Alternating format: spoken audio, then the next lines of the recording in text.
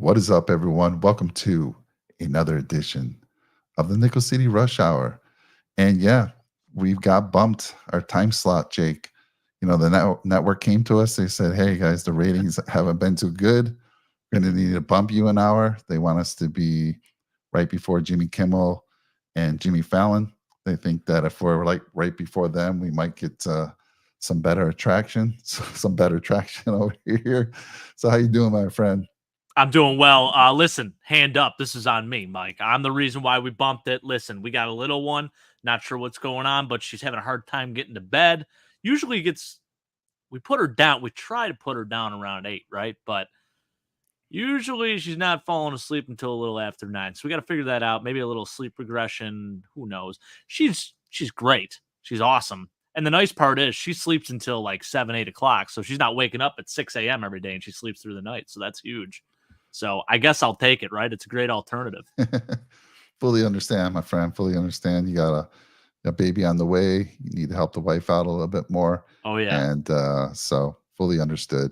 But yeah, this is our new time slot for the foreseeable future, 10 p.m. Eastern. Still fine for me over here on the West Coast. I mean, it's only 7 o'clock. We're just getting into the evening right now. But for those on the East Coast, and by the way, Jake, I mean, we have found some of the best friends, people that have enjoyed our channel late night. Like I whenever know. we have went late night, we found some really good folks. So this is a good one tonight. We're going to be talking about the safeties, top 10 Yeah. safeties, and then we're going to do a 4-round mock draft, both Jake and I. Jake's going to take the approach where he's moving up. I'm going to take the approach where I'm moving back. So that should be fun. It should be quick.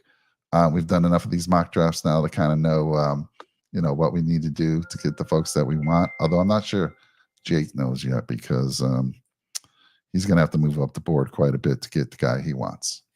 But anyhow, let's get into it here. Let's see, who do we got out there in the comments? Who's joining us here on this late night, our first late night? We got Battlehawk, time for UFL football. Only one thumb up from me today, boys. Only one? Are we too late for you, Battlehawks? Come on, man. Oh, man. He's still upset about Chase Garbers being done for the year for the San Antonio Brahmas. Gotcha. And then Weston, good to see you. I think Weston and both Chad, I think they found us one late night. I forget what show it was. We got bumped by the network once again. They pushed us late, and then we found those two guys. So good to see Weston out there as well. He is always here. We appreciate the hell out of you, man. You and Battlehawks, both of you guys. Do. And by Chad, the way, I've been pushing it a lot, and I push it a lot only because it's a lot of fun to talk it up in the Discord. The link to join is in the description of the show. It's free. You can put it on your phone, your computer, your laptop, whatever device you have. Get into the Discord. We talk about all kinds of things, and it's like a lot of good information being shared there. Don't you agree, Jake? 100%. Yeah. I mean, I'll tell you what, it's great because we have now team representatives from across the league. We got the Chiefs, we got the Dolphins, we got the Pats, the Jets, you name it. And then we have, I know Snowman. I think he's a Chargers fan, actually. So he's in there all the time giving us different NFL news, too. So it's great to get news from all angles. Absolutely love it. How about this? Sam Violante, my boss, coming in.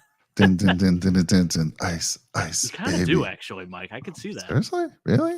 Never heard that one. Never heard that one. By the way, happy belated birthday to you, sir. Thank you. Do you feel older? Do you feel younger? You feel wiser? No, I look at it in a positive way. 1 year closer to retirement. Some people could say 1 year closer to the grave, but not me. I'm keeping it positive. But I had a fantastic time with the family yesterday. Yeah. They treated me to a place called Shogun. I think the comparison in Buffalo is hibachi, where they actually cook the food in front of you. And it's my favorite place out here in Temecula. So they took me there. Filet mignon. Nice. Shrimp, the fried rice, it's just next level. So it was a great time spending time with the whole family. And then we came home. They had a cake for me. I'm like, I can't eat anymore. And they're like, they threw this, well, you got to make a wish and you got to have a piece of the cake in order for the wish to come true. I'm like, really? I've never heard that one before. So I had to stuff my face with a little more cake. Nice. But yeah, good time. And then the wife bought me some present. You can't really see it. I'm still messing with it. There's this new light over here that has like 5 of these lights that you can change the colors. Maybe that's why I look like Vanilla Ice today. I don't know. Maybe. maybe. You're looking sharp. I will say it's on point. Whatever you did you get a haircut or is it Oh just yeah, I'm at that stage in my life where I got to keep it short. So every yeah, 3 weeks, every 2.5 weeks, I got to get a haircut, my friend. It's a little expensive. I like it. It looks good. It looks good. Trek And reviewer, maybe Trek reviewer is a late bird as well. Good to see you out there, Trek. yeah. Yeah. Oh yeah. Weston, I did see that. So yeah, it was announced that Bill Belichick and Pat McAfee were going to be live together on draft night, which is the most polar opposite combination of human beings you could probably put together. You got Bill Belichick, who's pretty monotone, doesn't show a whole lot of emotion, and they got Pat McAfee, who is fired up at all times. A guy that I like to, you know, model my day to day after, just because he brings the energy every day. So that'll be really interesting to watch, Weston. I'm definitely going to be tuning in. That'll be on one of these screens, one of those screens, you name it. It'll definitely be on for sure. Yeah, but you want to be over here. You want to be over watching on the Nickel City Mafia um, network over here Yeah. because we're going to be live the whole draft. And again, I said it the other day. I forgot to do it, but I'm going to put the thread in the Discord, and that way people will know. I'm going to post the actual show in a couple days, way ahead of time, and then people will know where to go and join us. Let's get into it, Mr. Podger. Let's get into this top 10 Yeah. safety list. I mean, for me, safety is a concern. The more I dug into this, though, the more I'm thinking, like, man, if we don't get one of these top three, maybe four in the third round, I may hold and not look for safety until after the fourth round, honestly.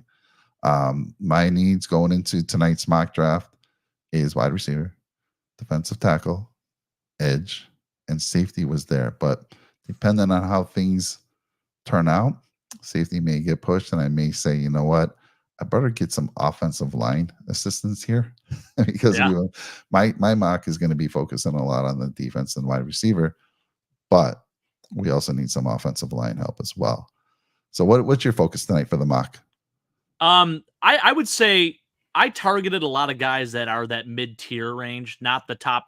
I mean, I have those top three listed, of course, for your top 10 safeties, but if I'm going into a mock draft looking at safeties, I'm looking at those mid-tier guys. Now, if there is someone available, say at pick 60, if I'm there, such as maybe a Cole Bishop, I don't want to foreshadow too much. I mean, maybe I'll take him. But for me, yeah, it's absolutely the big boys up front, and most importantly, getting Josh Allen a weapon. So that's what I'm going to be definitely looking at for the mock. But safety is important, man. I know we signed Mike Edwards. Taylor Rapp is coming back this year. I think we're going to see a little bit of a revitalization of him, of how he played in LA. He's going to be more comfortable in the defense. He was playing really well towards the end of the season, too. And I'll tell you what, he's only a year and a half removed from being a 90 tackle, 4 interception guy. To me, he's going to return back to form. So I feel like that side is really good, the strong safety position at least. For free safety, I'm a little more up in the air. I like Mike Edwards. He's opportunistic, but maybe add a little more depth there. So it'll be interesting. Battlehawk must not be talking to me. He's like, Jake, tell Mike I could care less about safety. I mean, I'm right here, Battlehawk. What's going on? That Gotta is have Jake hilarious. tell me. You know who I know does care a little bit about safety probably is Trek Reviewer, because he wants Cam Lewis off this team. That's true. That's true. But it is a little bit. It is a concern. But let's see how the board falls tonight. But let's get through the folks that we think are potential safeties, the top 10 at least. And I know we have an honorable mention as well. Who we think, if we are going to go safety, who we should be looking at. Let's start with the number one guy. Been moving up the draft boards in a big way, and that's Cooper DeJean. And I know he played corner, but most experts say he's going to be playing safety. And man, if you watch tape on this guy, he's a game changer. And the more I looked at tape, I'm like, oh my God, man, if he fell to me at 28 in my mock draft and all my wide receivers, like the top tier wide receivers, I might be tempted to take this guy. So anyhow, talk to us about Cooper DeJean. Yeah, he's just an unbelievable athlete. He's 6'1.5", 203 pounds. Doesn't look a day over 16, but not the way he plays. He looks super pro ready. And although he did play corner in college, I definitely think a move to safety is likely at the next level here. His production is off the charts. He had 3 pick sixes in the 2022 season, Mike. And then also, in addition to that, he's a punt returner and he takes punts to the house more often than not. So I think he just offers so much different pieces, so many different pieces, so many different parts that he can offer a team. There's no way he's not going to go in the first round, whether it's to the Bills or someone else. And I know he did just meet with the Bills as well. So it'll be interesting to see if they really do consider him. And if they're at 28 and he's on the board, maybe they go ahead and take him. And I know a lot of people are going to be in a total uproar if they do that. But I mean, this is an all-around player. This is an opportunistic guy. This is a dude that makes things happen and can flip the field as a safety. So, and that's in both the return game and on the defensive side of the ball. He's also really, really good in run support, and he's excellent. He's excellent as a blitzer. So I think there's a lot of really good intangibles there, and it's someone that you have to still consider if he's at pick 28, because at that point he may be the best available player. And to me, his player comp, Eric Weddle. So there you have it. I love Weddle. I mean, Weddle came out of retirement a few years back and finally got a Super Bowl with the Rams. That was pretty special to see, because I've always liked him, Weddle. Sorry. And but let me ask you this: do you see vibes of Kyle Hamilton as well? I do. Yeah, I do. Yeah. He's not as big, but Yeah. I definitely can see that. I think he can also, I mean, he can give you value in the nickel as well. Like, that's the thing. He played corner as an outside corner in college, but he's got the size to actually move in and play a little nickel. He can be an extra guy and run support too. If you wanted to play some dime, he could play in the box as a run defender. There's just a lot you can do with him. And we saw that last year when a lot of our linebackers went down with injuries. Jordan Poyer was playing as a dime linebacker, basically. So sky's the limit with this kid. You could definitely do a lot with him in this defense. And I mean, there's a reason why he's the number one prospect. I think he just offers the most versatility out of anyone on the board. Yeah, so Trek Reviewer, I mean, James Williams now, I think he's being looked at as more of a linebacker. He's bigger than Terrell Bernard. He's like 6'4". Yeah, he is. 230. He's a bit slow. I think he ran like a 4.6 something. But big dude, run support. I think he'd be playing mostly, helping out that. And I'd have concerns with his coverage, but I think I've seen him being mocked as a linebacker. What's your thoughts on him? Yeah, he'll definitely play linebacker at the next level. To me, he's like a Thomas Davis convert, where he's just an oversized safety who has the athleticism to still cover, but he's definitely going to be a linebacker at the next level. There's no doubt. So, Battlehawk, if we took Cooper DeJean, you cover both. You can play corner if you needed to him in a pinch. You can play safety. So, and to answer your question, no, I don't think we need a corner before we need a safety. That's just my opinion. You know what I do love too, Mike? Yeah. I got to say this. So Micah Hyde, very similar. Went to Iowa, played corner, switched to safety. Maybe we see the same transition here from Cooper DeJean. History repeats itself. Yep. I think there's more question. Maybe you differ, but I think there's more question marks for me at the safety position than the corner. I mean, yeah, I would agree. We got Benford. We got, Kyer is going to be a depth piece. And we did lose Dane Jackson, but we got Rasul Douglas, who I'm extremely excited. He was very good for us last year until he got a little dinged up towards the end of the year. And like I said, you got Kyer, you got Cam Lewis, who in a pinch, and you got who is a depth piece, but you got also the best slot corner in the game, right? Amen to that. Yep.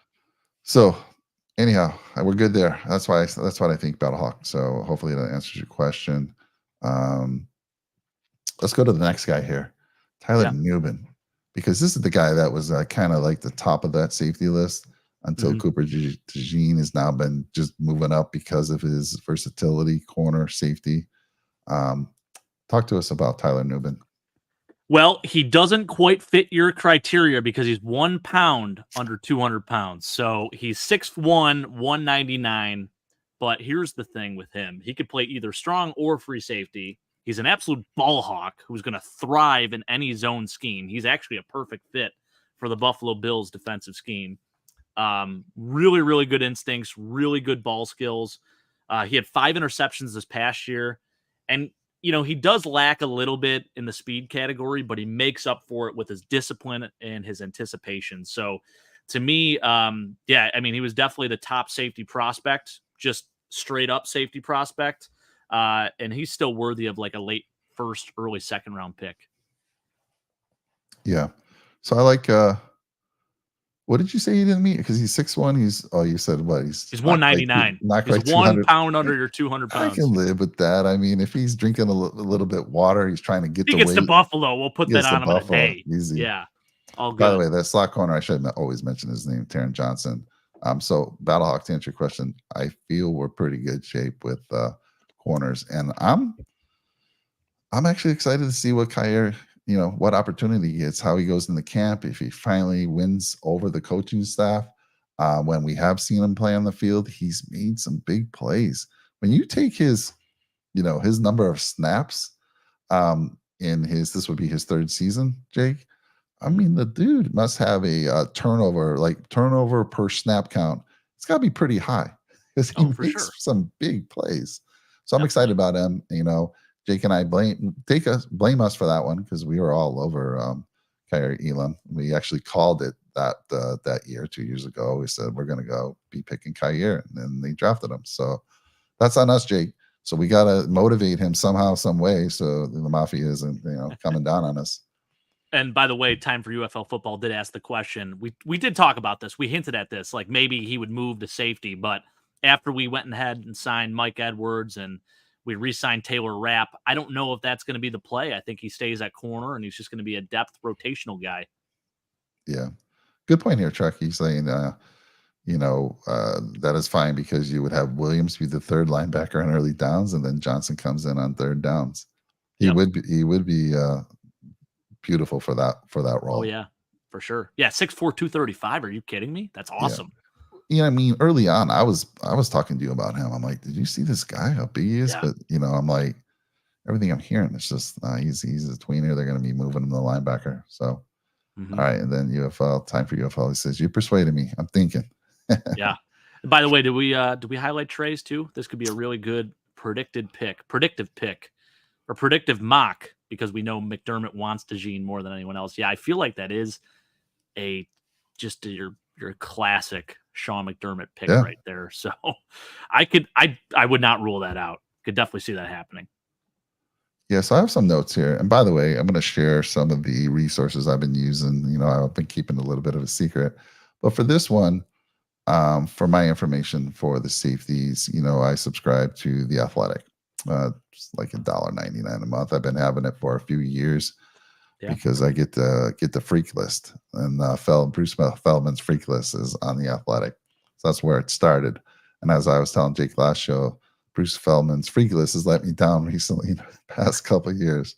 But anyhow, Dane Brugler, he's a national NFL writer for The Athletic, covering the NFL draft. He previously covered the NFL draft for NFL Draft Scout and CBS Sports. So, and what he did is all these safeties that we're talking about, Jake, I think there was only one different from your list. He kind of gave reasons why this would be a good fit for the Bills. I'll just throw some information that he had there. So let's see. DeJean is listed as a cornerback in most places, but his profile always comes with the caveat that he can be a starting corner or safety in NFL.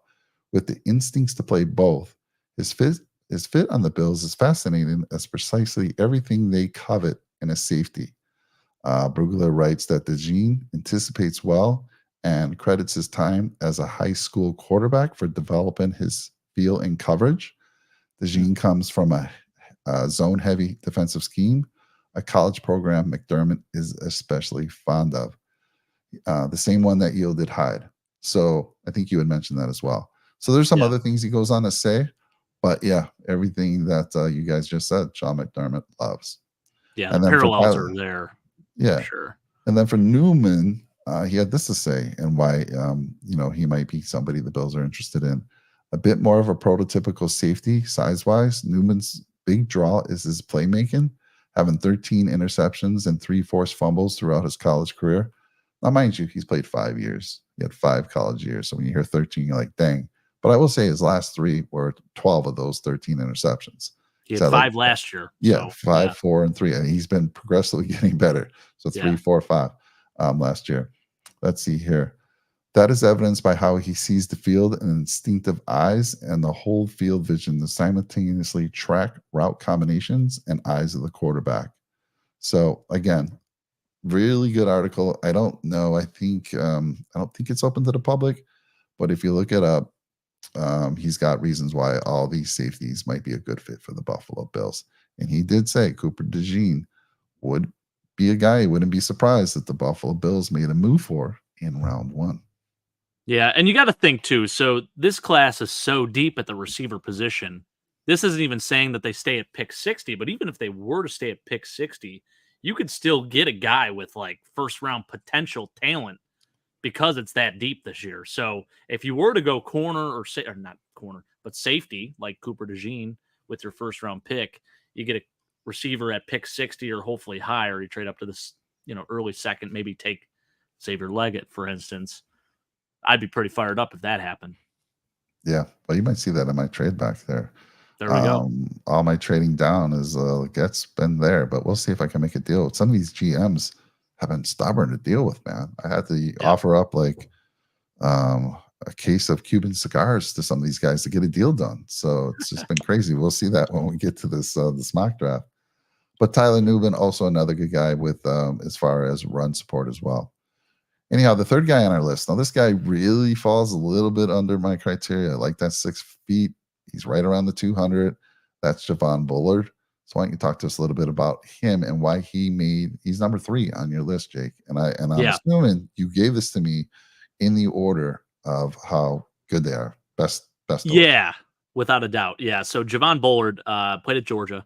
So you already know he's coming from a really good program, really well coached.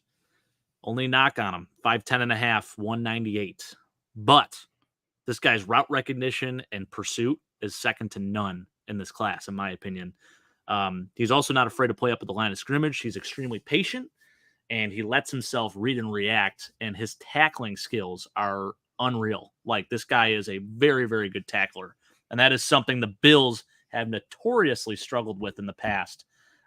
He's graded as about a mid-second rounder, but, there's a chance that he could slip back to pick 60 there. So if the Bills don't end up going safety in the first, you slip back to pick 60, could take a guy like Javon Bullard, or maybe you move up a little bit to take a guy like Javon Bullard.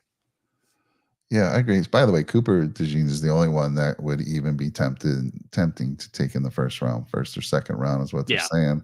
Nubin, second or third. Bullard, second or third, like you had mentioned, and Jake. That's interesting about Tyler Nubin. I've seen him actually mocked in the first round a few times. Well, I mean, he is until DeJean has kind of knocked him off. He is the overwhelming number 1 safety. By the way, all these guys, DeJean 4.42 40, Nubin 4.56, Bullard 4.47, and the next guy we're going to talk about, another guy that is moving up the boards, is Cole Bishop, and love him, 6'2". 206, ran at 4.45 at the combine. Talk to us about him and why he's number 4 on your list and moving up the boards. He's just a little bit more raw, but he's Harrison Smith 2.0. So you already know what you're going to be getting out of this guy. He's super athletic. He's a super productive tackler. He was a 3-year starter at Utah. He's an enforcer. He's got NFL size. He's 6'2", 206. Harrison Smith, by the way, 6'2", 211. So very, very similar, like I said.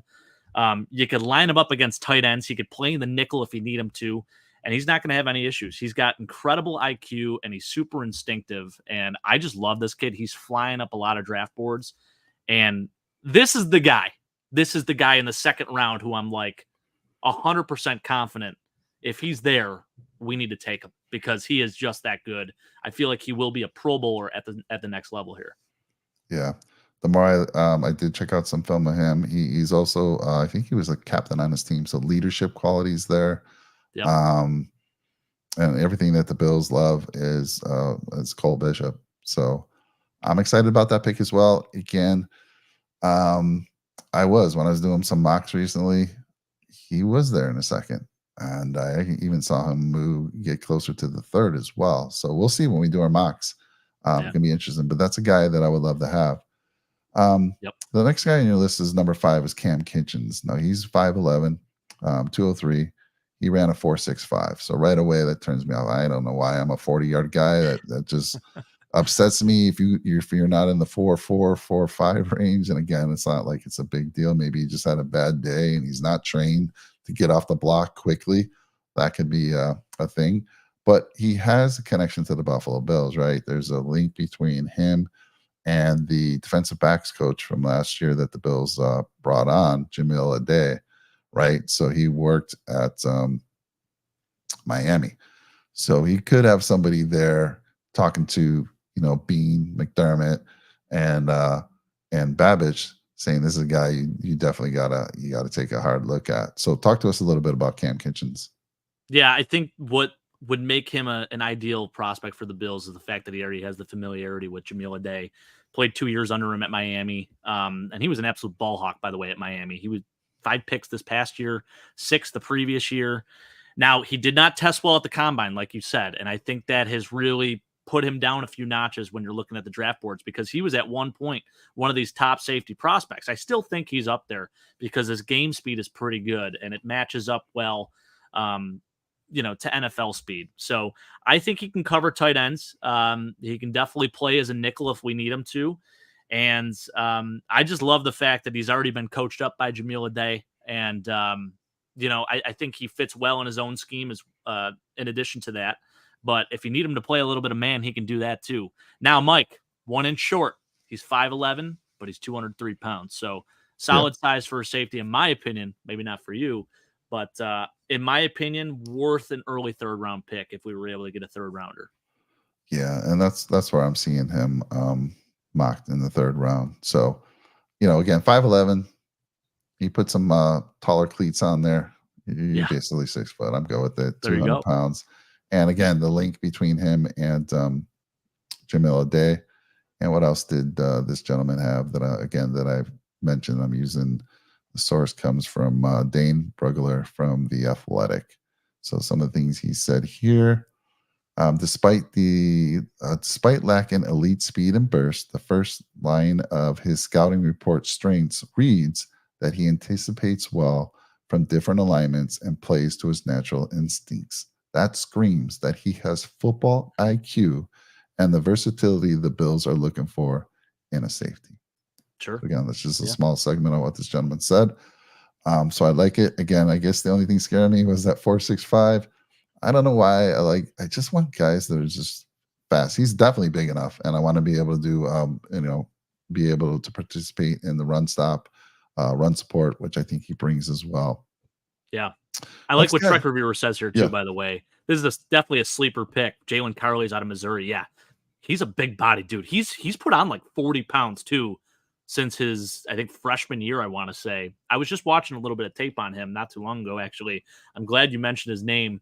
To me, he's like Mark Barron, very similar, and honestly, kind of like a James Williams, not quite as big, but can play in the run game if he needs to. And he might actually make the conversion from safety to linebacker because he fits the mold of a modern day linebacker, but good coverage ability and obviously really, really athletic. I think he ran 4.5 too. So at that size, that's tremendous. Yeah, Battle Hockey. Yeah, Poyd and higher. I don't remember exactly, but they were later round picks, right? Jake, do you know that off the top of your head by any chance? Yeah. Jordan Poyer was a 7th rounder. Micah Hyde was a 5th, I believe. Yep. So there you go. They weren't very successful early in their career, right? And it wasn't No, until took him a while. it did take them a while. So Battlehawk, I mean, yeah, I see what you're saying. They're like, hey, let's get a guy late, but if you want someone, that doesn't need as much time to develop, so I got to go a little higher in the draft. Yeah. I will say, though, if there's any position I'm super confident with the Bills being able to develop with those late round picks, it's either corner or safety because we've proven it. I mean, Sean McDermott, that's where he started. That's his bread and butter.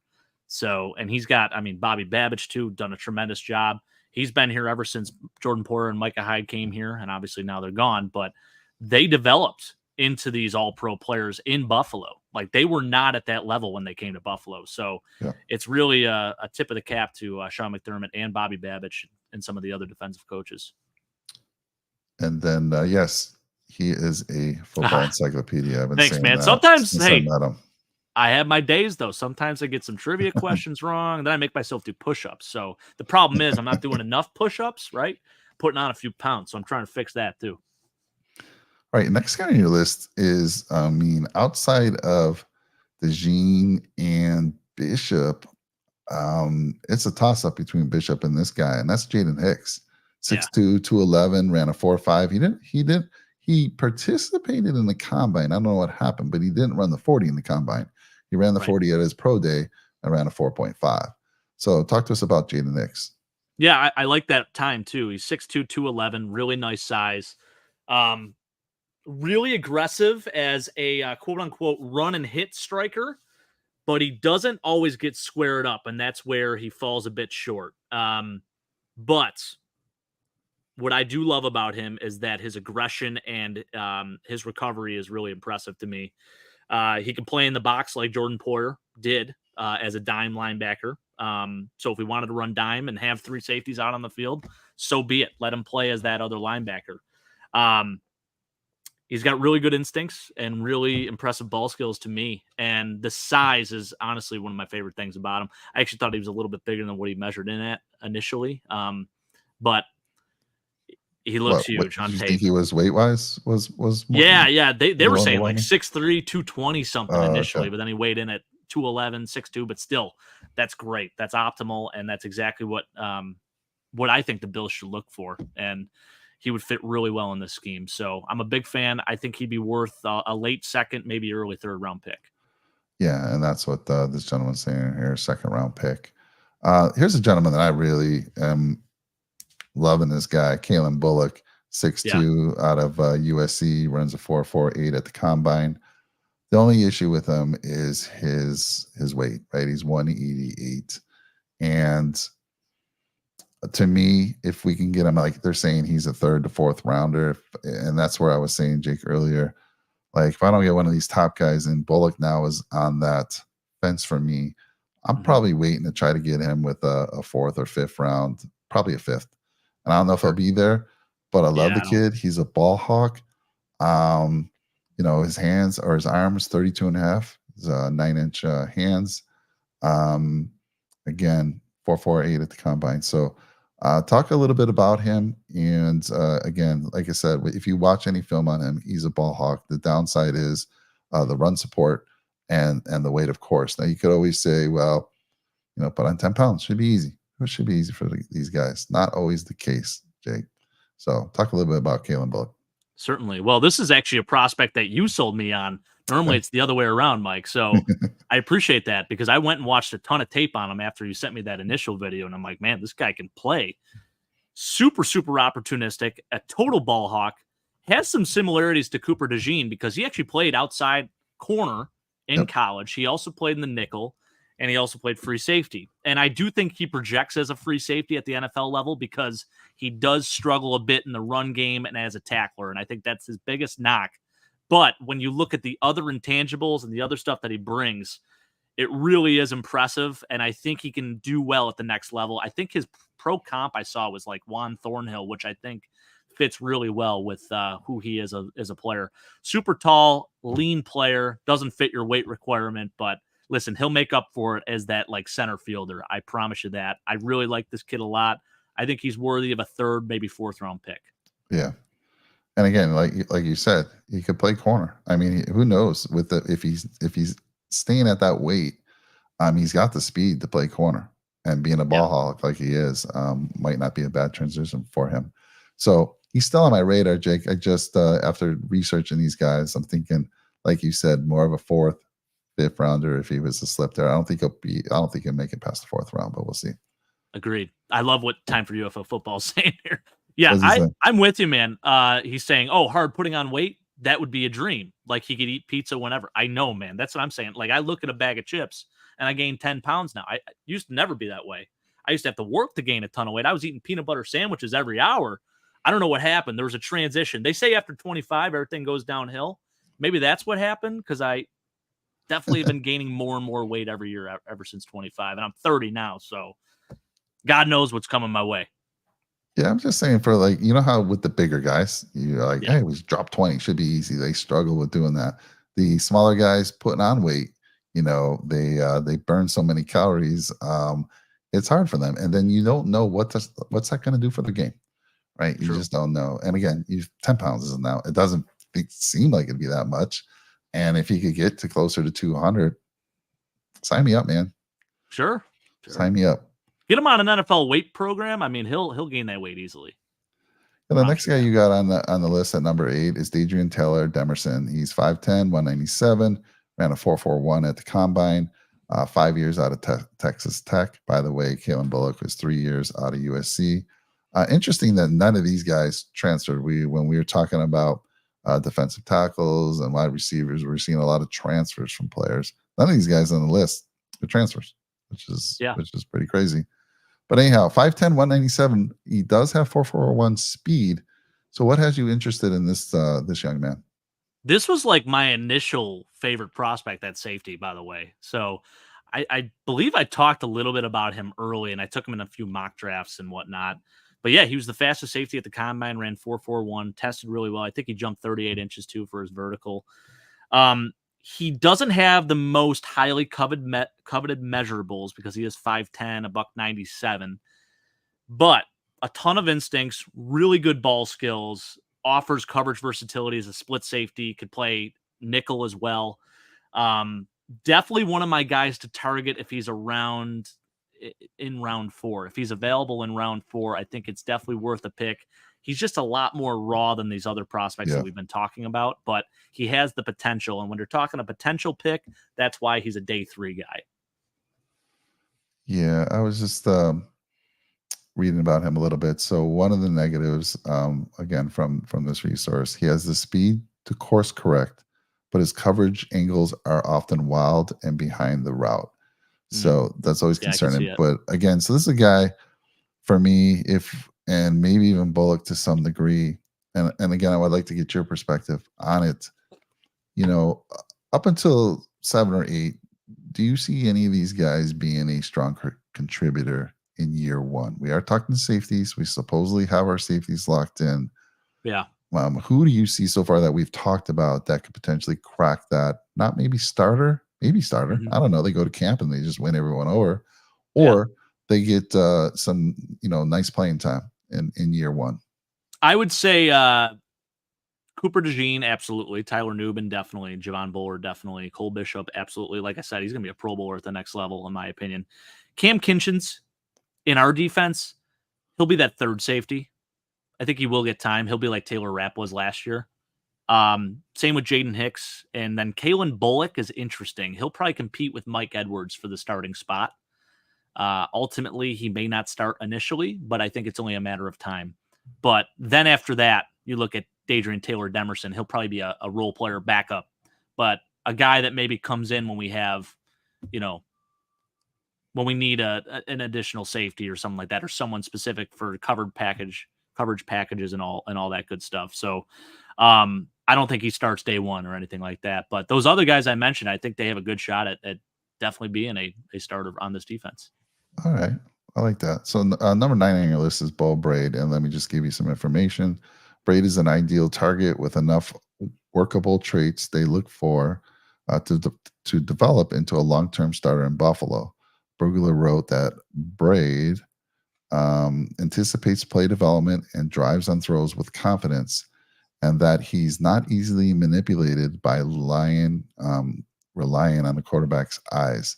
At 6 feet, 203 pounds, and with a 31-inch arm and a 4.65 speed, he pretty much fits the average profile the Bills have invested into the position over the years. Talk to me about your take on Bo Braid. Yeah, he's definitely a raw prospect, but here's what I do love is that he comes from Maryland, which is just they've been producing secondary players left and right. I mean, you look at last year, Deontay Banks, year before, I think Jacorian Bennett too. He was a corner that got drafted by the Raiders last year. Nick Cross from the Colts was there. Antoine Brooks, a DB. Darnell Savage. I know he didn't really work out as well, but first round pick Actually, a guy that I wanted the Bills to target, but and I forget where he signed. Where did he end up going? Jacksonville, I think. Jacksonville he signed with. But Darnell Savage, another Maryland guy. So you look at the line of defensive backs and safeties that have been coming out of Maryland over the last 5 years or 7 years, really, because I think this dates back to 2018-ish, around there. It's really impressive. So just based on that lineage, I'm certainly willing to take him as a day 3 pick.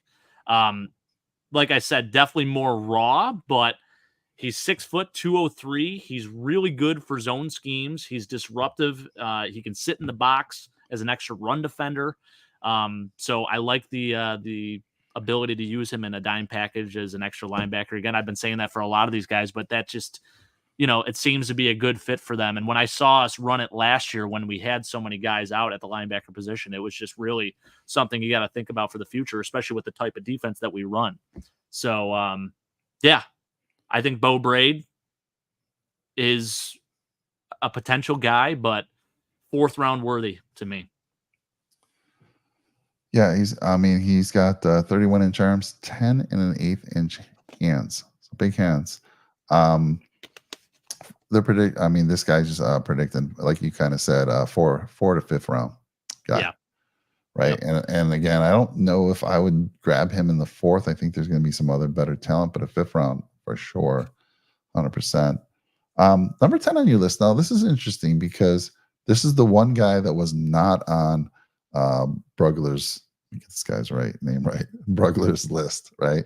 And yet I went to NFL Draft Buzz for some information on Ketan Oladapo, and they have him going in the 2nd or 3rd round, yet you have him number 10. This guy's 6'2", 216, 32 and 3/8 arms, 9 1/4 inch hands, ran a 4.58 at the combine, 4 years at Oregon State. Jake, why do you got this guy at 10? Yeah, I think he's a little more raw than some of these other guys, and I know I've been saying that term a lot, but the Bills did meet with him, and I know he was one of their top. I think he was one of their top 30 visits, actually. But love the size. He's that classic strong safety player, possesses all those traits. And, he plays really strong near the box and at the line of scrimmage. But to me, he lacks in the coverage area. And I think that's why he isn't as high as some of these other guys. He just isn't as good in coverage as a lot of these other safeties that I mentioned. So that's why I put him at 10, but I had to put him on the list because really good athlete, and he's got really good size, and he's just your traditional strong safety. He reminds me a lot of, this is a throwback, Donovan Darius, former safety for the Jacksonville Jaguars. You might not even know that name, but a really solid player for them back in the day. So a guy that I think can come in and maybe be a starter in this defense, but it's going to take a little bit longer because he's got to catch up on some other things. Yeah, Brugler says Oladapo has the ceiling of a solid NFL starter. Yeah. So, again, I like it. I mean, he meets 6'2", 216, runs a 4.58, 4-year player at Oregon. They're saying here 2nd or 3rd round, but from what I'm hearing from you, you think it might be a little bit further down the road. I do, yeah. I feel like I love what Keith says here. He's going to need some coaching. With the right coaching, we do have the right coaching here. Yep. He will thrive, and he'll be a really solid starter at the next level, but it's going to take a little bit more. He's not super instinctual. His coverage abilities are where he is truly lacking, but as a run stuffer, a guy that's going to meet someone at the line of scrimmage as a safety, very impressive, and great size, like I said. Yeah, so your honorary mention, and again, you're gonna have to sell me on this guy why you even had him here, because Kalen, okay, if we're going for this guy, Sure. 6 feet, 186, 4.49 at the combine, 5-year player for Florida State.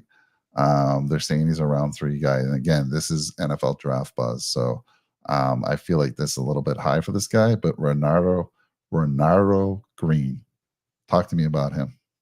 Well, played cornerback in college at Florida State, but he's probably going to end up converting to safety at the next level. And as a corner, was really, really good in coverage, but he just will not have, I don't think he has the speed to play at the next level as a corner, but he has the instincts to be a really good free safety. So that's why I had to throw him on the list, because he's going to be an opportunistic guy and a dude that can make plays when we need it most. So I felt like I had to throw him on that list. I've watched a little bit of tape on him. His ball skills are tremendous, and he's got really good natural cover skills because obviously he played corner for 4 years in college. Yeah, yeah. Battlehawk. So this is safeties. We've talked about defensive tackles, and we're going to do a mock draft. And yes, defensive tackles. If you were there at the start of the show, I said my actually four main targets for me going into this mock was wide receiver, and it's not this particular order. Honestly, I'm going to be taking the trade back route where Jake's going to be moving up the board. Is defensive tackle, wide receiver, edge, and safety. I do believe a concern for safety, but based on who falls to us in the third or fourth round, I may move over. We haven't really covered a lot of the offensive side, Jake. I know we did an early one on. We do the O line. We did the O line, right? Or was it just centers? I think it was just centers, maybe. Just centers. Yeah, it was just centers. Yeah. Yeah. So we'll see how this mock draft goes. But yes, Battlehawk, defensive tackle. Now Sweat, again, before it was a little bit of a reach to take him in the first round. We were definitely all over him in the second round. But after that DWI, he's fallen to third, fourth round. I mean, somebody's going to take a chance on him. Obviously, he's a talent, but you got to be concerned about that type of behavior, right? Not even before the draft, and you're driving intoxicated and you get pulled over. And then there's been some additional things that have come out. I think, did I hear Keith saying he was like kind of a class clown? Yeah, Keith did say that. Yeah. And so it's just a bad look. And I just don't know how you can make that mistake when you know you're going to be potentially a first rounder, maybe second rounder. And now you're still going to get a shot. I mean, honestly, it's not like they're not going to draft him, but where he falls is going to be interesting. And I know, Jake, you kind of felt like he's going to move to 4. You still think that's I do. Yeah, I think right at 4. Round 4 would probably be about right. I mean, DeJuan Jones had commitment issues, I guess, right? They thought he wasn't going to be, he was lazy and he didn't take the game seriously. He fell to round 4, so I can only imagine. And look what DeJuan Jones did at the next level, too. I mean, phenomenal year this past year, his rookie season. Yeah, Weston loves your Renardo. It's kind of hard for me to say. Renardo Green. Heck yeah. Yep. Yeah. Don't take him. Don't take him, Weston. All right, so Jake. Sleeper. We're going to do our mock drafts. We're going to get into that. 4 round. I'm only going to be doing one trade. All right, I'm telling you right now. Be one trade. Okay. Let's not get too crazy with trades. Sure. I know you're going to be making a big trade. You're going to be making the biggest trade. It's going to be interesting. Let me make sure I have our sounds right here for this draft. Just Let's go, baby.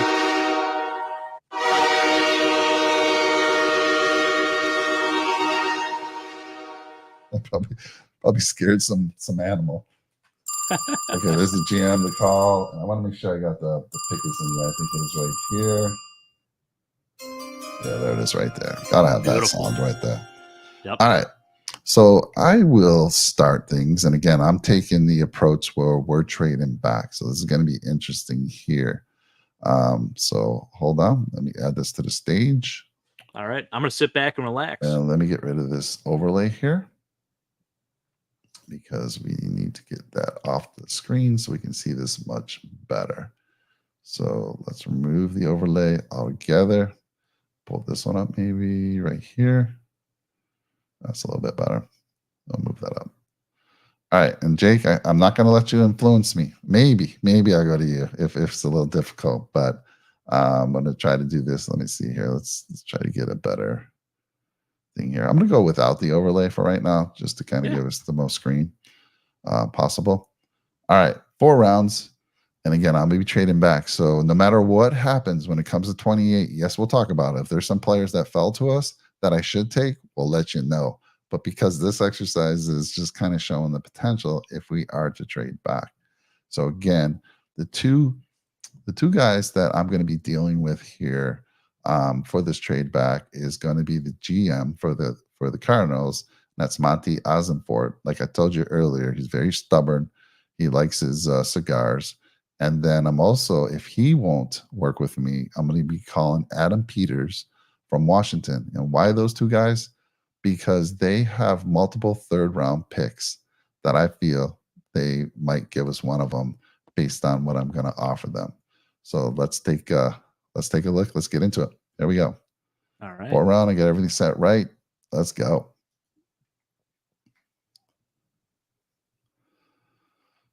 And it's always funny. You look at this and you're like, yeah, no surprises. Brock Bowers to the Titans. Look at that. Wow. Yep. And since we have folks here both on, well, look at this. The Dolphins moved up the board. Ooh, Joe number Alt. 12 to take Joe Alt. Keith, how are we feeling about that? Yes. And then the Jets stayed put. Rome Adunze. Nice pick there. Yeah. Wow. My goodness. At 10, that's incredible. To pair with Garrett Wilson. Woo, watch out. Yeah. And then Mims for the Raiders. Really nice offensive tackle as well. So, yeah, a couple big trades there early on. Let's keep this thing going. Yeah, it's always fun to see who the Chiefs will take. Weston, I'm with you. There you go. There's Cooper DeJean.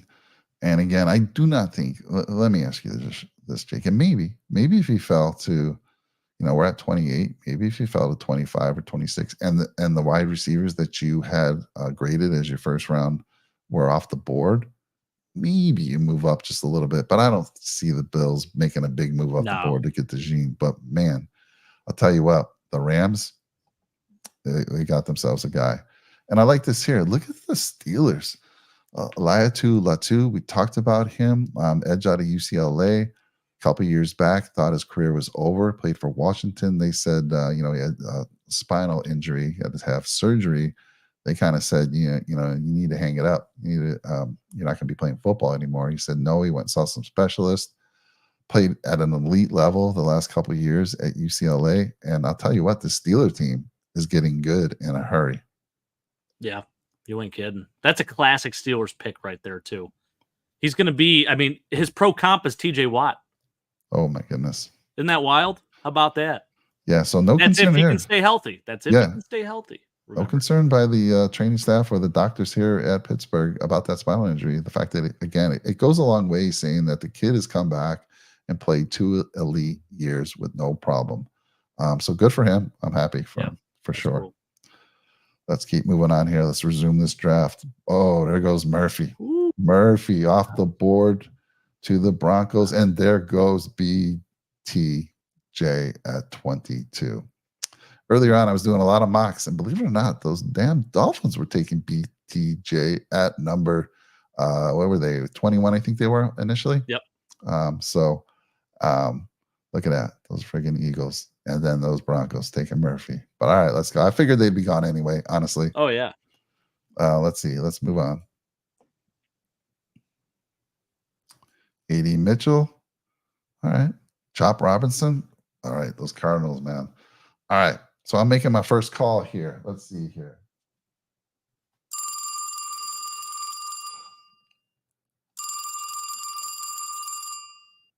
Monty, how you doing, buddy? It's been a while. Yeah. I know last time we saw each other was on the golf course, and you whooped me there. But I'm hoping to get back on the golf course. I've been taking some, getting some training, so I think I'm ready to get back with you. But hey, man, I'm wondering if you're willing to work a deal. We talked a little bit earlier. I know you said it's going to take quite a bit, and I had to throw in some cigars. So here's what I'm going to do here. What's interesting is that I didn't even get a trade offer. Maybe it's because I paused it. Did I pause it? Oh, yeah. Hit resume, and it'll there we go. So I'm going to reject these. Pick 54. No, thank you. Again, we're not going to pick anything. We're not going to take anything for future years. That just makes a mock draft not too fun. This isn't too bad here from the Chargers. This is kind of what I've been looking for, honestly, because I was going to call Monty. Actually, I'm on the call with him. Hold on, Monty. Hold on. Chargers are calling me. We got some, I got to think here a little bit. So the best that Monty could offer me, I think, is a 35th pick. And I think I was going to take their 71st pick. But guys, I'll tell you what, I like this one. And I don't have to give up anything other than my 28th pick and a 204. So I get a third rounder and I get that extra second rounder. So, man, thank you, Chargers. And let me give credit to my guy. Where is he? Who's the list of the general managers? There we go. Let me see here. Bring up the guy so I know his name. Where is he? Chargers, Joe Hortes.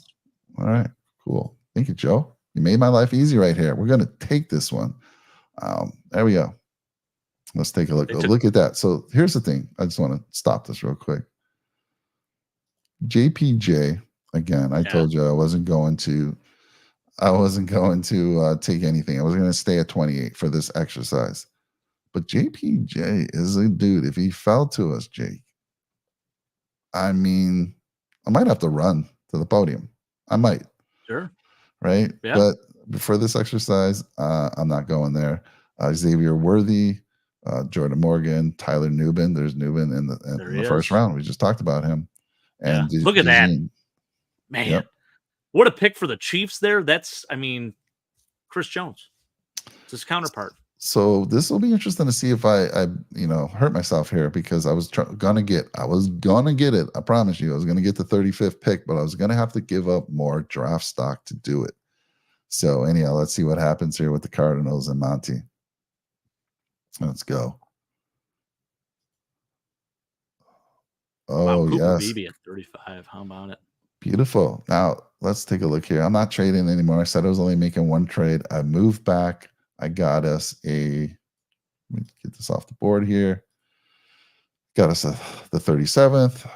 We already have our 60th. I got us another one in the third round. Actually would have been better than the third round pick that was going to get from the Cardinals.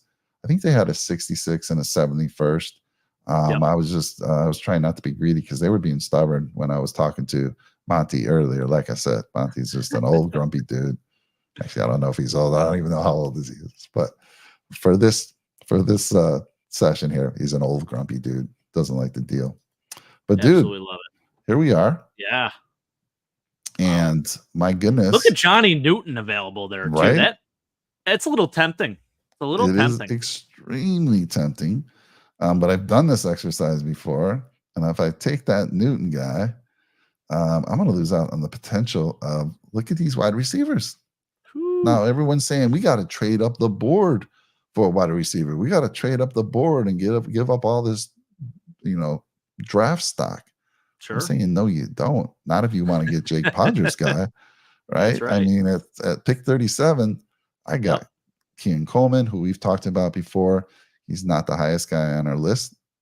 We just don't think he's a good fit for the Bills. Ladd McConkey, I got to tell you guys, I know I mentioned Ladd McConkey. He's a little smaller, 5'11" guy, but he runs a 4.3. You look at his numbers at Georgia, it doesn't wow you. But if you watch film on him, and I think there's a reason. Is Georgia more of are they not a passing team? They're more of a running team over there? No, that's really not the case. It's just, so he had a back and ankle injury this past year. Okay. But the year before that, he was the second leading receiver behind Brock Bowers again. They had a lot of mouths to feed. I mean, Marcus Rosemi St. Jack was also on that team. I mean, they had some other really good players too. They ran the ball really efficiently. So Ladd, you can't look at the numbers. You got to just basically look at what he can do on the field and what he can offer you and what he did with the amount of targets he actually had. And he made the most of each of those. So I think his stock is rising just because he can play outside and inside. He's probably the best route runner in the class. He's got incredible hands, and he's really good after the catch too. So he just offers a lot of great things. He ran 4.39 too, Mike, and he's not the biggest guy, but he's an average size guy. And, first round talent. He really does. He has first round talent. No, when you watch film on him, I mean, you're like, my goodness. I mean, he's got yak. He's got good yak. He great route runner, like you said, gets open. Yeah. And when he catches that ball, watch out. I mean, 4.3, he's kind of in the higher threes, but still, that's lightning quick. And he's not easy to tackle. I mean, you would think he might be at that size, but I'm telling you, I'm not going to draft him because I got to draft my guy, Leggett, not for me, but for my co-host here, who's going to just, I'll lose my mind if you don't. I mean, come on. Yeah, because that guy's going to be taken shortly. But, I got McConkey, Troy Franklin again. again, I don't know. Bills have had conversations probably with most of these guys. Jalen Polk, who we talked about recently, I'm not opposed to him. Malachi Corley, another guy that we talked about. Look at all the talent here in the wide receiver class, which is why someone might consider to say, you know what, I do need a defensive tackle. I'm not going to do it, but let's look at edge. Again, we talked about defensive tackle. Johnny Newton sitting there. Oh, row raggy. I feel like I'm talking like Scooby Doo. Raggy. Raggy. That's Oh, great. row. I mean, we Yeah, talked about great. him in our last show. Leonard Taylor the third. This is the guy, and this is why I'm not taking. I know Johnny Newton would be. I mean, I might, have to run to the podium. Johnny Newton's there at 30, 37. Honestly, but Michael Hall, he's my sleeper. I'm going to hold out for him. So I'm going to go wide receiver. And then on edge, I'm telling you, my guy that I'm going to be looking to get is Jonah Ellis. Coming off a shoulder injury, he should be a first round, second round easily. But because of that shoulder injury, he's kind of fallen a little bit. There's my other sleeper. So let's go back to the wide receivers here. Jake, let's see. Oh, I'll fire you up first of all. Let's go. Let's go, baby. Fire it up, baby. And let's see here. Where's my pick is in? This one here. There we go. The pick is in with the 37th overall pick. The Buffalo Bills take Xavier Legette. Welcome to the Zine. And Jake Padre, if you're watching us live and this happens, I mean, I might have to set up a table behind me. Yes, go for and through just the jump table on it. There we go. I have to do it. Xavier Legette, welcome to the Buffalo Bills. Hell yeah. Let's see here. All right. It's good value at 37 too. I mean, you don't feel like you're too far up to take him. I mean, that's a good spot for him. I love it.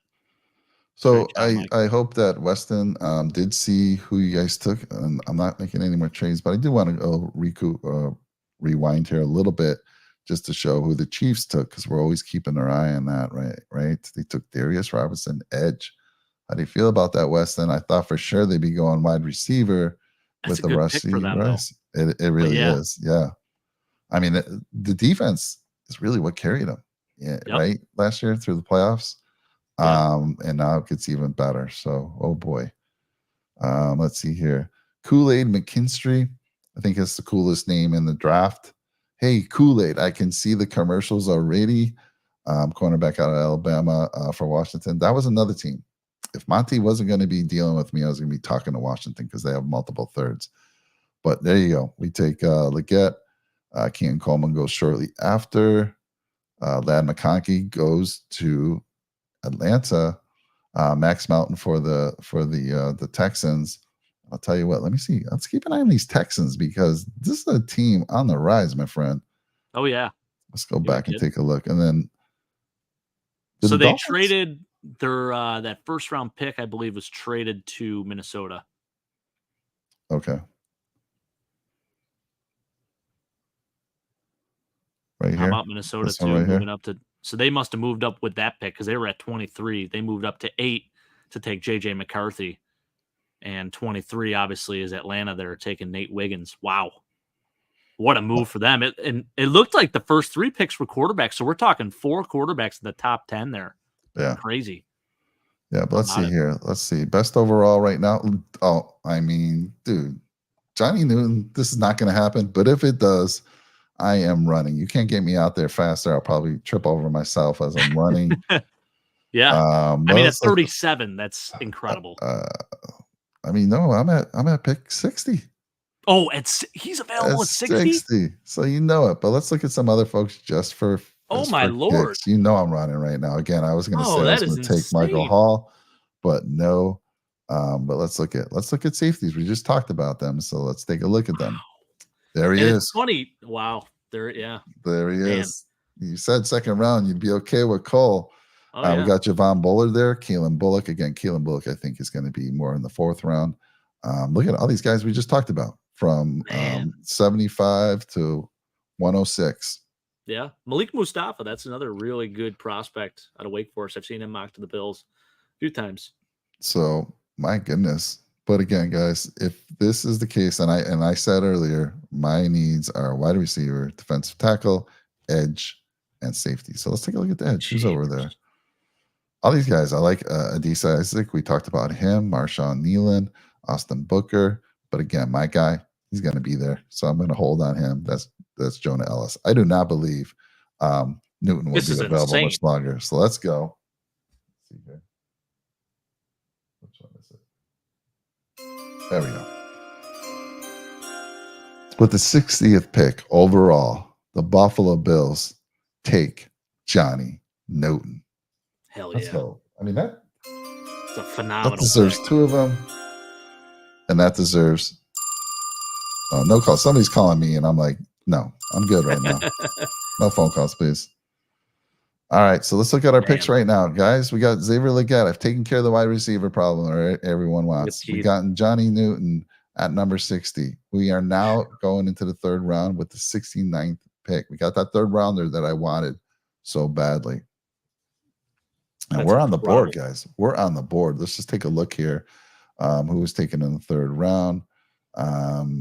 Roman Wilson. There's another receiver by the Patriots. Did they take quarterback in the first round? Let me just take a look at it. Looks like they took I think they took Drake May. Jaden Daniels sure and Drake May. That's what Chris wanted right yesterday. He was all about, actually he wanted Jaden Daniels, I think, but I think he'd be happy with Drake May. I don't know. It was one of the two, right?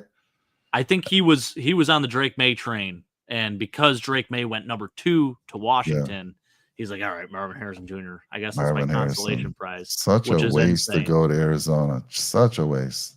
My goodness, there should be NFL should step in there and just script it. We're talking about script it. I don't think Kyler Murray's not bad.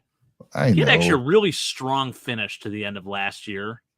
And I just feel like the issue with him is you talk about a guy taking the game seriously. I don't know if he does to be an elite quarterback. Oh, my goodness. Wow. Cole Bishop available at number 69. Damn. That's incredible. So, I mean, I picked up the defensive tackle. I've taken, and it got, dude, we could go defensive tackle back-to-back. Michael Hall Jr., that's my sleeper. I want him badly. Chris Jenkins would be great. Braden Fisk. But no, we'll stay away from that. I still think we can get an edge. So I don't think Cole will stay much longer. So I didn't think this would happen. But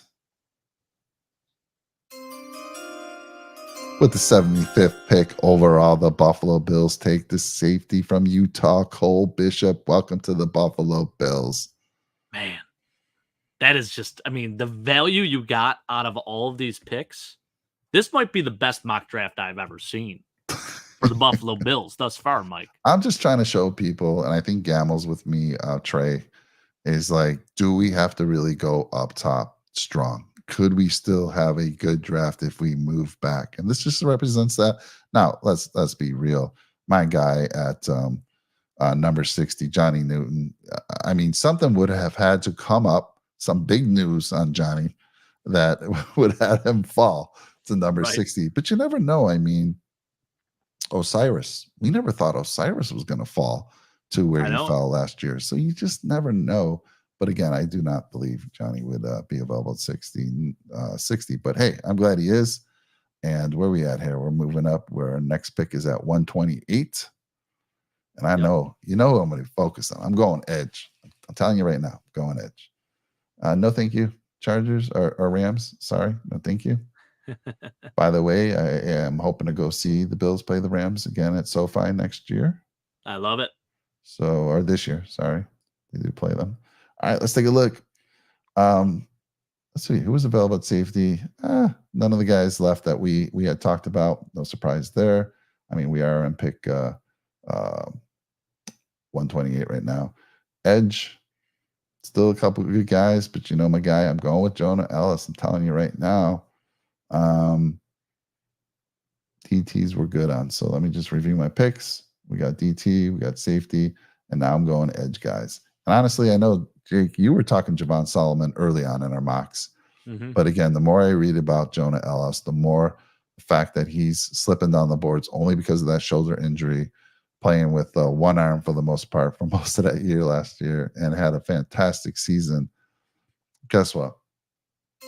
Pick is in. Jonah Ellis with the 152nd pick overall. Welcome to the Buffalo Bills. Wow. Again, now, I mean, at 128, that's insane. Not 133. This is where, again, we haven't really talked a lot about, but I'm going to start looking at offensive line depth. And Jake, I'll just have you help me with this one real quick because you watch a lot more college than I do, and we haven't really looked at these guys. But guard probably, or center would be a guy that, or even tackle. So let me see. Yeah. Who do you think here? Let me give you. Here's your top guy. Yeah. Goncalves, we talked a little bit about yesterday, actually, in our show. So really, really raw, but a very, very exceptional pass blocker. So this is a guy that I think can be an NFL starter, but you know, the fact that we're really just looking for added depth, he wouldn't be a bad pick here. I like Mason McCormick. I know Anthony's not super high on him, but I like what he brings to the table. You know, small school guy, but I think he'd be a nice depth piece for us. And in the 4th round, I think it's a perfect fit for him. Hunter Norzet, I like. 4th round might be a bit high. But I mean, we have 3 4th round picks, so why not? All right. And a tracker viewer saying, look at running back. I'm going to look for him real quick. Yeah, sure. Tell me if you like any of these gentlemen here. I like Tyrone Tracy a lot. I think he's a sleeper. Isaac Warrendo, I mean, talk about a freak of nature. He tested extremely well at the combine. Did a lot of good for him for his draft stock. Ray Davis is decent. Isaiah Davis, okay. I think you could wait another round so I would take a running back if like Audric Estime or Braylon Allen were on the board. But with these guys being on the board, you could probably get away with waiting another pick. I just don't see the need for running back. I mean, I know we need a 3rd guy, but we have James Cook, who's our main guy. We got Ty Johnson, who really, really did extremely well for us last year. I'm happy with him. And my goodness, we just go on the market and find just some older dude, bigger dude. Who is the 2 guys we signed? Talk to me about the guys we had last year. Still going to be available, I'm sure. Who's the bigger guy? Latavius Murray. Murray. And then Damien Harris retired, and then Leonard Fournette. Yeah, he's still out there. He's out there, right? So I think you just get some guy like that on a 1-year deal. I'm good with that. So I'm going to go with Mason McCormick, offensive guard. I'm not sold. Zach Zinner might Edwards. be. I'll say this. So I see that Zach Zinner's available. Yeah. He may be more pro ready, and he's been in a pro style offense. And honestly, in addition to that, well coached and Big Ten offensive lineman. Something to be said about them. Technique wise, they're always the best. So it's a crapshoot between the 2, but those would be my 2 choices for sure. Let me look real quick at my data here for offensive guards here. Hold on one sec. See if they disagree with me. Some Center being over McCormick by any chance. The rankings that they have on here are really interesting to me. Bizarre, a little inconsistent with what I've seen. Yeah. So Zinter appears to be again, basically, for those that are out there and they were asking, I was kind of being like, you know, my source. Well, my source, and let me share that with you guys. Where did I put that here? I wrote that somewhere. Here's the thing too, Zach Zinner. I mean, he had a really, really bad injury. It was a broken tibia and fibula in 2023, and it was like right around Thanksgiving. I think it was actually the Ohio State game where he got injured. And had it not been for that, I agree, 2nd round talent for sure. So, all right, this is like, I'm trying to think of Andrew Voorhees. Remember last year, Andrew Voorhees had that nasty injury. That's why he went in the 4th. Similar situation. So there you go. I mean, and I didn't lose any picks. We still have 10 for this, so I've used up 5. We have 5 more draft picks. Now, I did not expect the Chargers to chime in there because when I had been doing mock drafts in the past, it that wasn't happening. I had to make a deal. I had to reach out to Arizona, give up 4 picks, including one of those picks was a third rounder next year. And same with Washington. They're being extremely stubborn. But as you saw, not the Chiefs, but the Chargers wanted somebody desperately, maybe a great offer. And you can see how moving down the board, you can do extremely well. And again, some of these things, Johnny Newton, is he really going to fall? But I am going to say this. I think 37 is a spot where you can see Leggett fall to.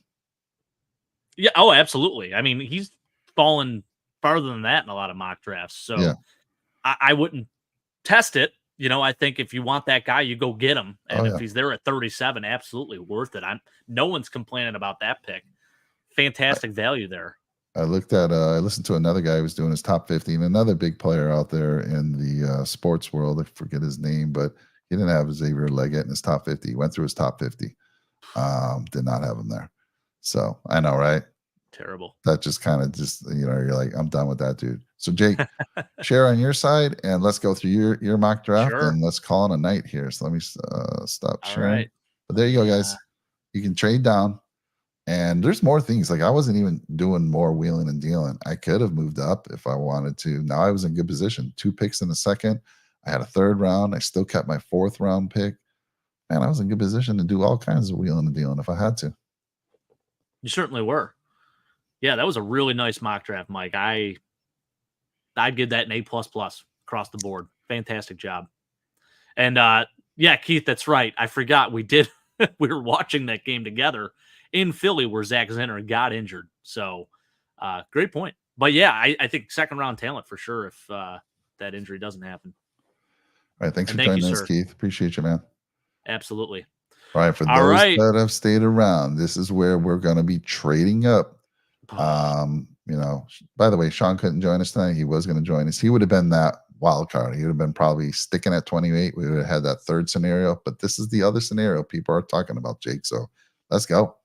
So he would have been taking JPJ. We know that for a damn fact because he's probably gonna.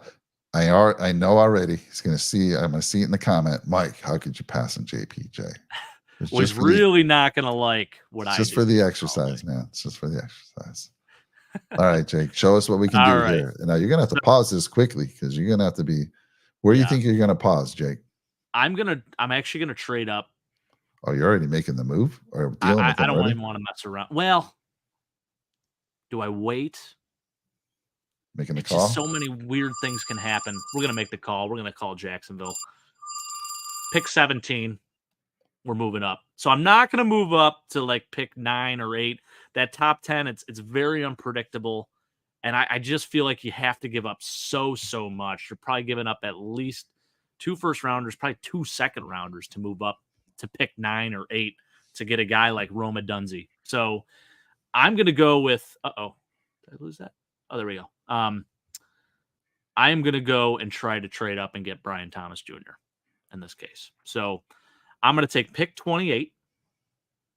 And this is going to sound crazy, but I've done this a few times. I'm going to trade next year's second. So both second rounders. Whoa. And next year's third. Stay with me. Yep. Pick 17. And this year's third.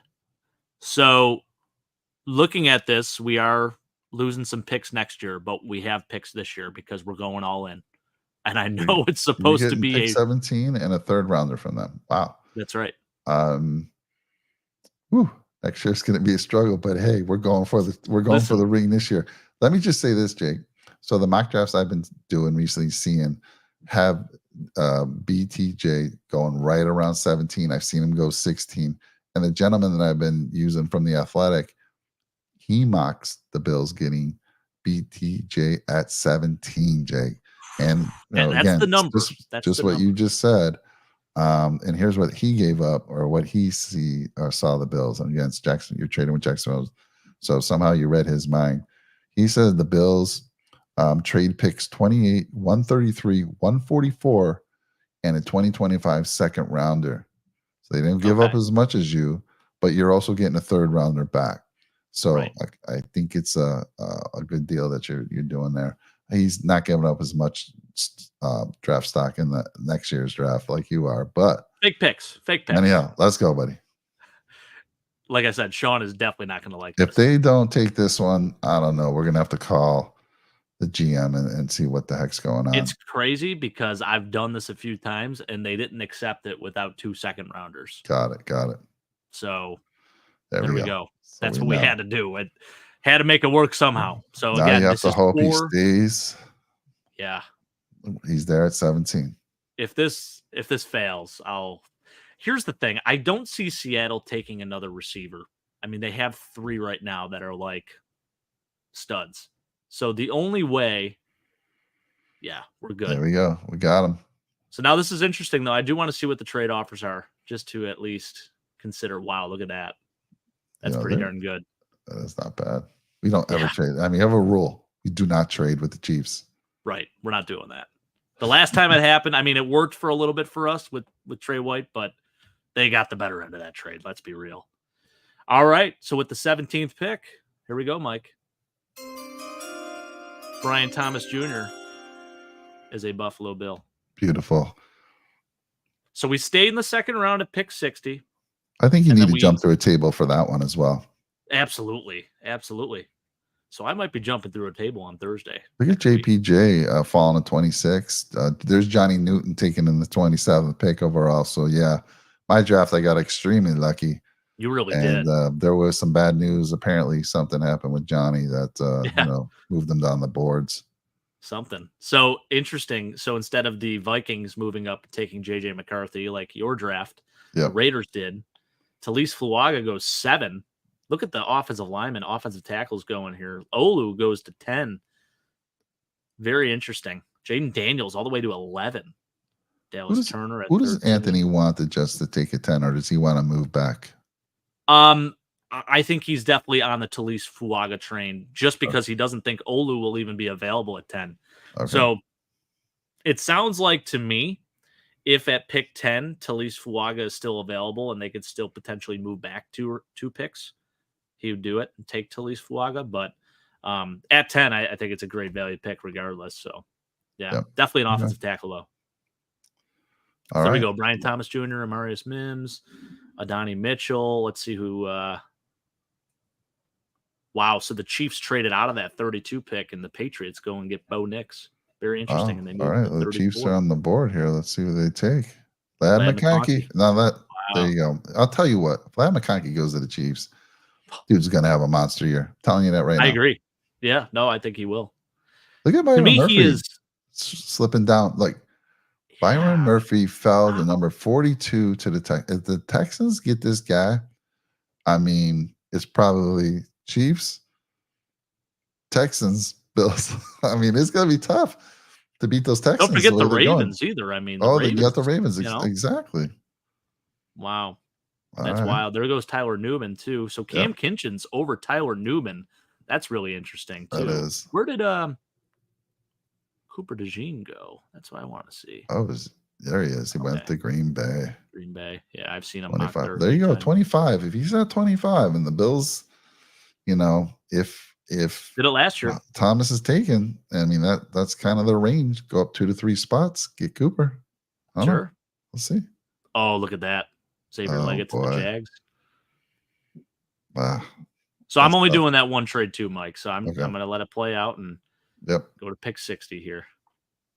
There we go. I always like seeing them at least, but yeah. All right. So we got a receiver. Yep. Next order of business. Let's go take a look at the defensive side of the ball. Okay. And I'm already very interested. I am a big Chris Braswell fan, to be honest with you. At pick 60, I think that's really good value for him. And I'm actually surprised he's on the board here. Really, really productive player in college. I think he had 11 sacks 2 years ago and 13 this past year, or 8.5 maybe it was. But now you got to remember, on the other side, he had Dallas Turner. So he took a lot of pressure off of him. I think Chris Braswell is going to be a solid player at the next level. And right now, we're not looking for a starting edge, per se. We're looking for a guy that's going to come in and give us good pass rushing reps, which I think he can do. So it's intriguing to me. I'm going to keep that one in mind real quick. But I want to at least look at defensive tackle here. Look at I that. mean, Devondre Sweat. you still got Sweat.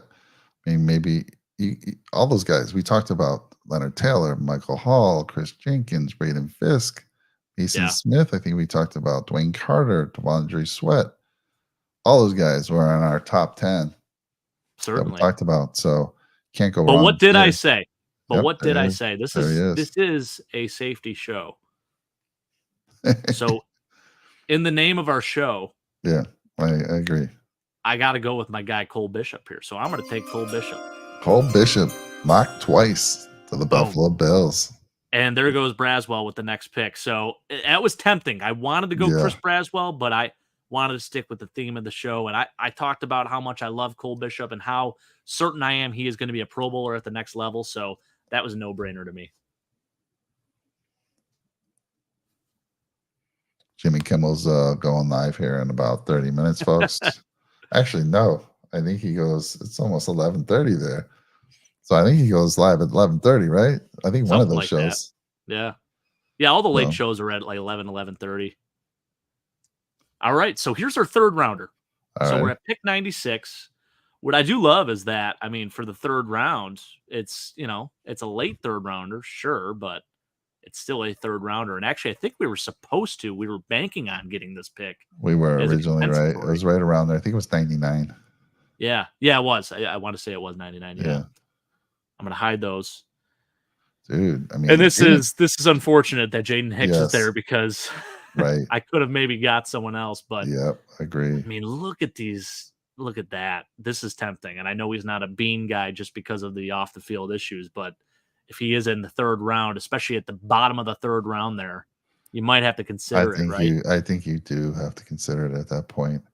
Again, Jonah Ellis still there too. well, John Ellis in this particular draft, he's going to be He'll be there all the available. time. But I don't know. In real, come draft night, I don't think he slips that far. Look at this. You still got Johnny Wilson, Brendan Rice. You can double dip on wide receivers. I love that. I do want to look at offensive linemen just for the heck of it. I like Dom Pooney a lot because he's very versatile. He's got good height and weight, 6'5", 320. Played a little bit of tackle in college too. Blake Fisher's on the board there. Centers, we got Tanner Bortolini, Wisconsin guy. Can never go wrong with a Big Ten offensive lineman. Bo Limmer. But I'm going to stick with the defensive side here, and it's really between D tackle or edge, or let's take a look at corner. Andrew Phillips. You'd be interested in corner and top in the first? I would consider it. I Really? actually really like Cam Hart. This is a good alternative. If we didn't sign Taron Johnson to an extension, I would 100% go look at Cam Hart because he projects as a nickel corner at the next level. And he could be a day one starter. That's how good he is. But he'll be maybe a day 2, day 3 guy. My curiosity, what's the best overall? Best available, I should say. Jatavian Sanders. Mason Smith is I'm a big Mason Smith fan too. So you're going to either base this off of potential or you're going to get a guy that you know what he's about, but maybe those things that you know about him aren't so good after he got a DWI, right? Like known to be a partier and maybe not take things seriously. So I don't love that, but shoot a pick 96. I mean, you're a gambler, Jake. You're a gambler. I mean, I'm a this gambler. is GM Jake Podger. And I Yeah. know that Trek Reviewer is saying like he's going to unsubscribe if we don't take him. So I got to take him. We better make that happen. Devondre Sweat. Man, and again, I mean, how funny is go. it that we're like we were so excited to get him in a reach in the first, but more in the second. Right. And now you get him. What was it? Was that the third round pick? Third round at 96. I mean, Yeah. that's right near the fourth round. Crazy. It's the last pick of the third round, by the way. So yeah, nice job. How about Mason Smith still on the board too? That's crazy. Wow. Oh, if he was still there, I might have to double down on D tackle. Wow. Mekhi Wingo is there though. That's interesting. Okay. I do want to look at receivers. Javon Baker's there. You can never have enough weapons, Mike. How do you feel about Luke McCaffrey? I like Luke. Good bloodline.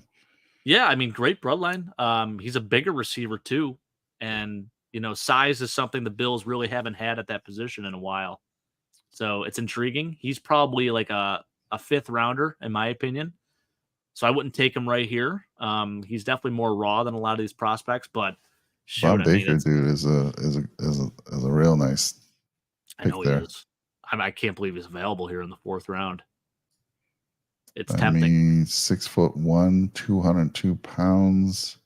Yep. I mean, what did he run here? This is he's like a 4.5. Yeah, 4.5 guy. 4.54. Really, really impressive Senior Bowl. Talk about like high pointing the football and his overall ball skills. They are really, really, I'd say top 5 in this class. Like, Yep. he makes some catches that your jaw drops. Like, you go and look at the Boise State game this past year. He made some insane grabs in that game. He looked like Brandon Lloyd, and that's why I actually comp him to as my pro Yeah. comparison. So a guy that can get downfield, he gets separation, and he can make tough catches. I do love that. Another UCF receiver. We're going from Gabe to maybe Javon Baker here, but let's pause just for a second because I want to look real quickly. Yep. It's always good to add some O-line depth too. For sure. Bo Limmer is there. Yep. I think, honestly, Jake, if you, because this is our 5th pick. Yes. In this, yes. in this so draft? Far, our 4th. I'm sorry. Our 4th. Okay.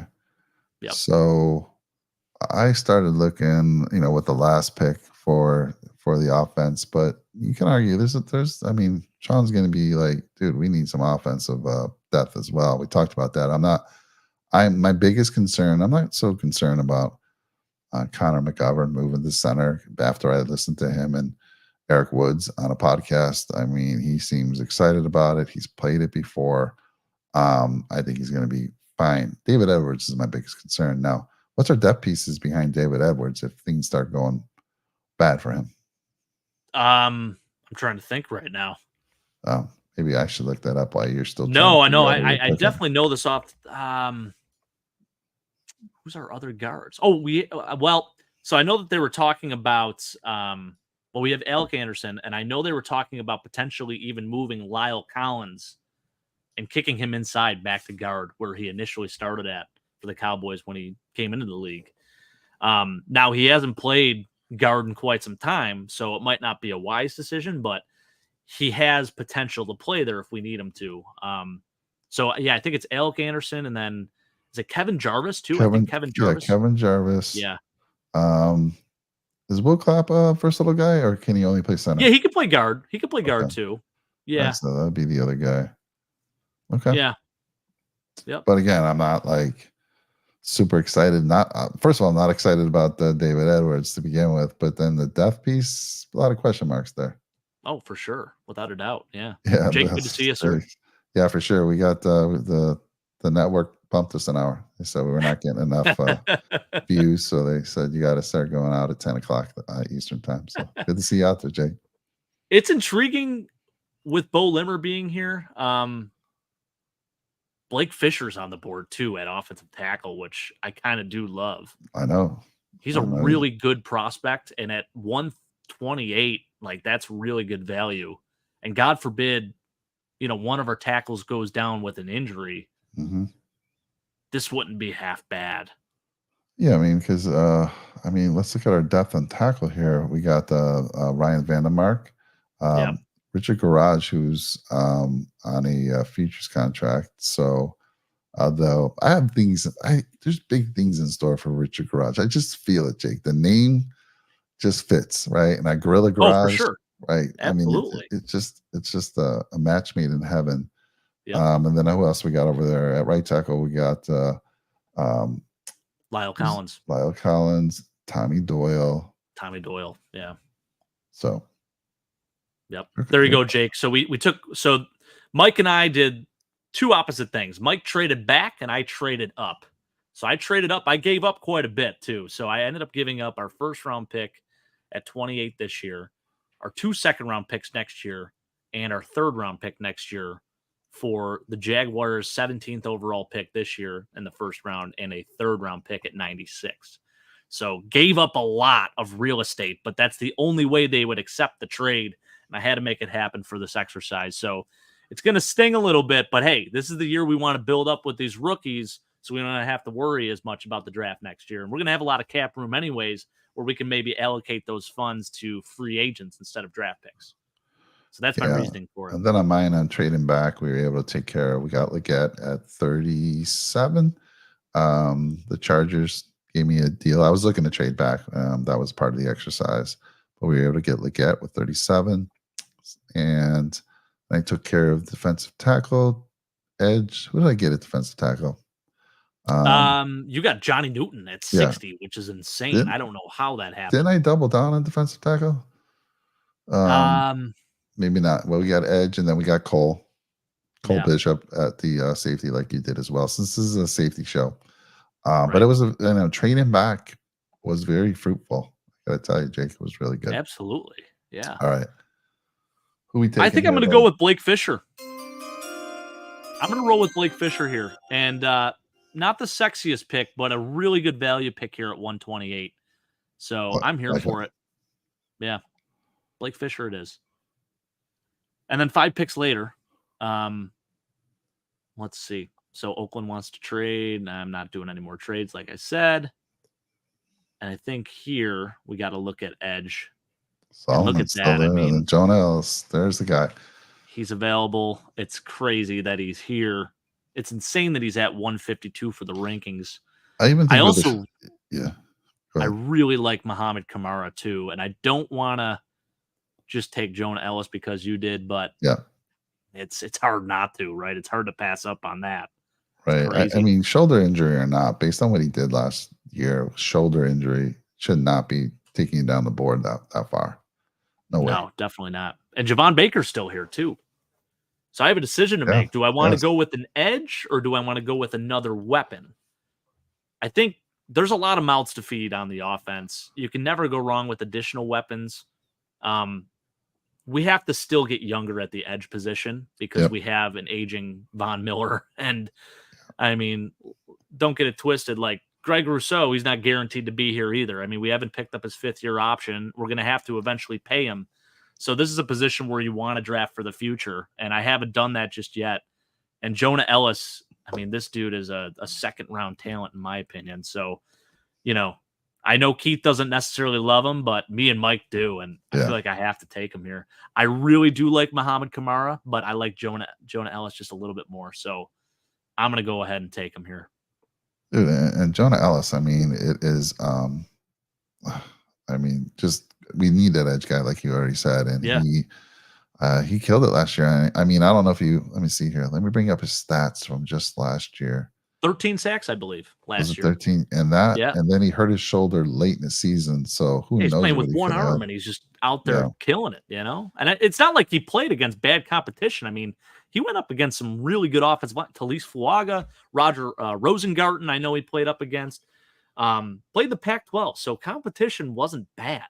So let me ask you, Jake. So it's a little interesting. I mean, he in his 2021 there, he didn't do much. He wasn't even a starter there. But in 2022, he only had 3 sacks. Yeah. But then 2023 was his breakout year. I mean, he had, like you said, 12 sacks, a forced fumble, 3 pass deflections. Just a great year last year. So I don't know why the breakout all of a sudden. But based on what, maybe it's just him just maturing, right? Growing into his frame.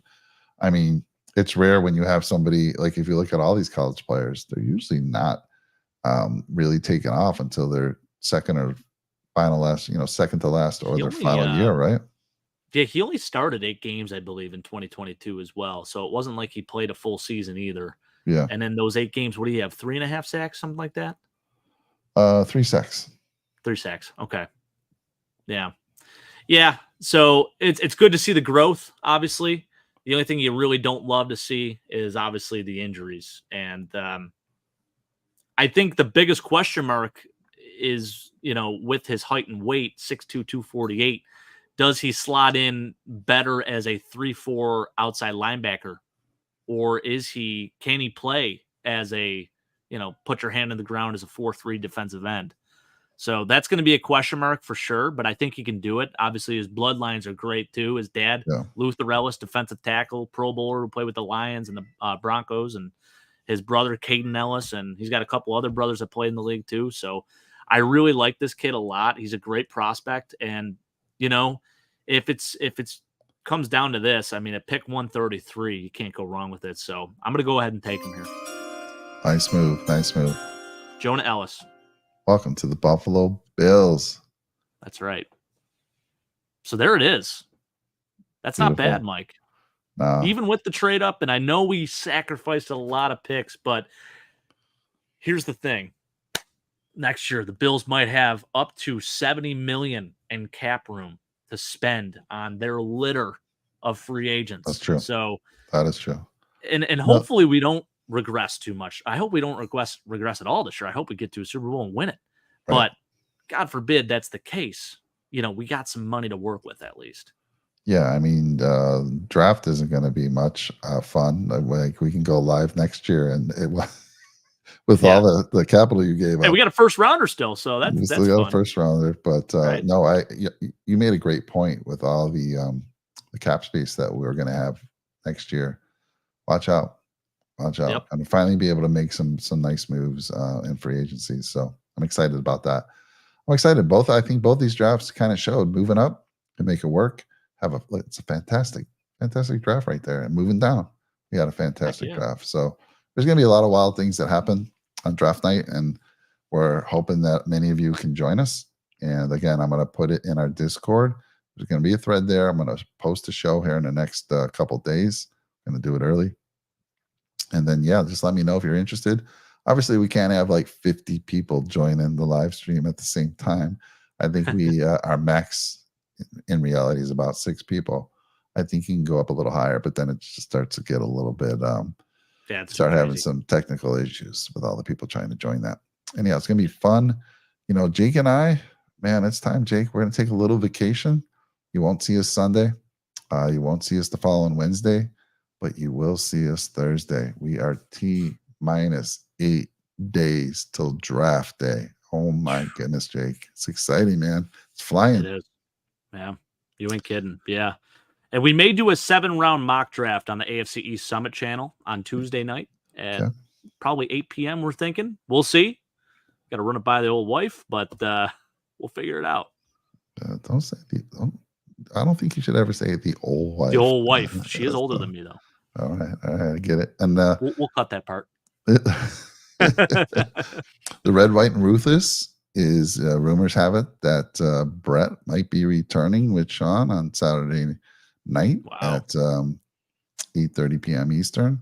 So who knows? They're gonna probably want to talk a lot of the offensive stuff that we didn't really get into much during our draft coverage. But wide receiver is a big deal. Defense was a big deal, and I don't know what they're gonna bring, but I'm excited to see Brett back in action. And of course, me too. Yeah, that's going to be awesome. So good stuff, Jake. A lot of fun. I appreciate everyone that's out there in the show. It's a little late. I know, man. What is it? It's going on midnight on the East Coast. But again, and Jimmy Kimmel, the network saying you guys are going way too long. Jimmy Kimmel's waiting to go live here. So we're going to have to let him go. And we're going to have to get off the show. Jake's been a lot of fun. I'll see you. Enjoy the vacation. I know you might join the summit on Tuesday. Otherwise, enjoy the time with the family, man. Hey, you too, Mike. It's going to be fun. Can't wait for the draft. Can't wait either. So here we go. Take care, everyone. Again, like, comment, subscribe, all that good stuff. We always forget to say that, but hey, you know the drill. Thank you all for your contributions. And again, I would love to see whether you, when you watch this on the rewatch, we're going to go late, so we'll probably have more people rewatching this. Love to see what you thought about those 2 mock drafts, moving up, moving down, and what you think. Which one did you like better? And what are your thoughts? Because you could just stay at 28, Jake. You could. Yeah, you could. So, and there was some good play. JPJ was available at 28 for me. Oh, yeah. A friend. Tempting. All right, buddy. Take care. Hey, go Bills. Go Bills.